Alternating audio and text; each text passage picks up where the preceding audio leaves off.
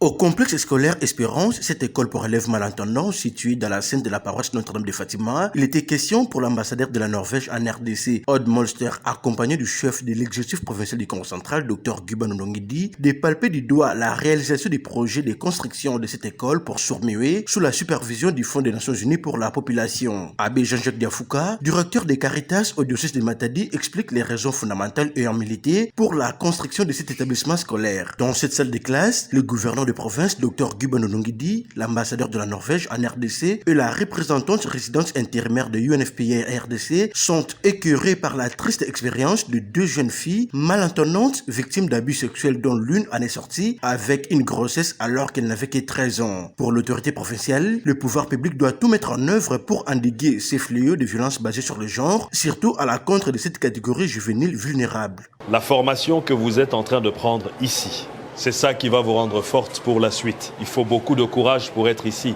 mais vous avez déjà fait le plus dur.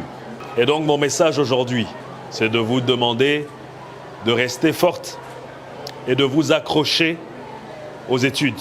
Ne vous donnez pas de limites. Allez jusqu'au maximum. Celles qui veulent faire l'université ou autre chose, allez jusqu'au maximum. Il faut avoir des rêves et il faut poursuivre ces rêves. Maintenant, moi, en tant que responsable, les histoires que j'ai entendues, mon rôle, c'est de pouvoir faire en sorte que vous soyez en sécurité.